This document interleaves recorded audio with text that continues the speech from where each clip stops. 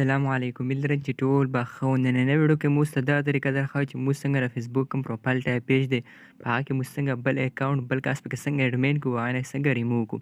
په نننۍ ویډیو کې سټپ بای سټپ طریقه درښایو چې کله هم تاسو په اکاونټ باندې پیج وي په هغه څوک بل اکاونټ ایډ کوو نو چې په کوم آی ډي باندې تاسو پیج وي نو په هغه کې به هغه بل اکاونټ فرینډ کړو. لازم وي چې کوم بل کس پکې کوم آی ډي کې تاسو مطلب ایډمین کوو. چې کله فرینډ شي نو نه پاس کنده پیج دی به اوپن کوو. موږ څه کتلی شو پروفایل ټایپ پیج دی په درې لیکرو باندې کلیک وکړو. په دغه کې زه اوس یو بل اکاونټ آپ کې ایډمین کوم. هلته پر سیټینګ آپشن باندې کلیک وکړو. په نوې ویډیو کې موږ سره سټپ بای سټپ طریقه د ویډیو سره تر اخره ګورو. که تر اوسه پورې په چینل باندې چینل سره ضرور سبسکرایب وکړو. چې کله پر سیټینګ باندې کلیک وکړو هلته کتلی شو فرست نمبر کې پیج سیټینګ هلته پر فرست نمبر باندې کلیک وکړو. لاندې سکرول ډاون کړو هلته کې یو آپشن دی پیج ایکسیسینګ کوم آپشن دی کوم د چابي آپشن دی نو په دغه باندې کلیک وکړو. چې کله کوڅو پر پیج ایکسس باندې کلیک وکړو هلته کتلی شو ایډیټ نیو کوم راشنل کې کتلی شو په ایډیټ فرست نمبر کې نو په دغه باندې به کلیک وکړو. چې کله پر دغه باندې کلیک وکړو لاندې کوم د نیکسټ آپشن دی شنل کې په نیکسټ پې کړو. چې کله نیکسټ باندې کلیک وکړو د سرچ آپشن دی په دغه کې به اکاونټ نوم سرچ کړو چې کوم اکاونټ پکې تاسو ایډمین کول غواړئ. کوم د اجمل خان نوم دی فرست نمبر کې زه دا ایډمین کوم نو په دغه باندې به کلیک وکړو چې اکاونټ پکې ایډمین کوو. چې کله کلیک وکړو لاندې کتلی شو الاو د پرسن ټو آلسو هیو فل کنټرول دا آپشن مطلب دا دی تاسو آن کړو چې څوک پکې تاسو ایډمین کړو د پکې بل کس پې هم په دغه طریقې سره ایډمین کولی شي. مطلب هغه تاسو اجازت ورکوو چې آپ کې بل کس ایډمین کړو دا پکې آن کړو. که اجازت نه ورکوو چې صرف هغه پکې ایډمین شي آپ کې بل څوک نشي ایډمین کولی نو دا آپشن آف پرېږدو. کوم د لاندې شنه لایک کړو په دغه باندې کلیک وکړو.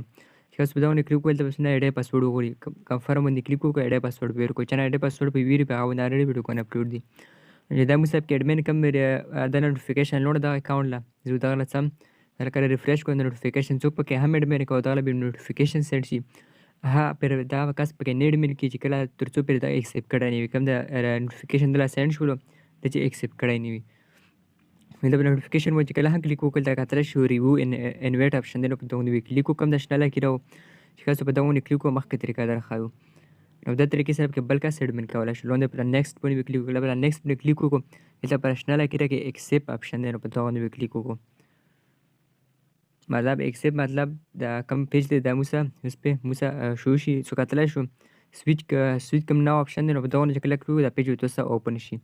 چې کوم دا پیج کې مو ایډمین کړو د بل اکاونټ پکې مو ایډمین کړو دا پیج به موږ اوپن شي نو په دغه طریقې سره پکې تاسو بل اکاونټ ایډمین کولی شو.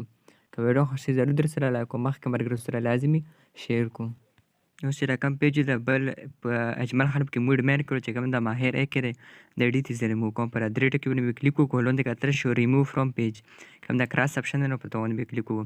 هلته به تاسو نه آی ډي پاسورډ وغواړي چې کوم د ماهر اې کې آی ډي چې کوم آی ډي تاسو ریموو کوو نو دغه پاسورډ به هلته ایډ کړو چې کوم مطلب چې کومه که تاسو اوپن دی چې کوم آی ډي ورسره کې لو وي هر سړی به دغه خپل آی ډي پاسورډ ایډ کوي نو کنفرم باندې کلیک وکړو ریفریش پې وکړو چې کومه پیج دی مونږ نه دغه آی ډي نه ریموو شو اجمل خان له فول ایکسس یې مو ورکړو هغه له سینډ شو.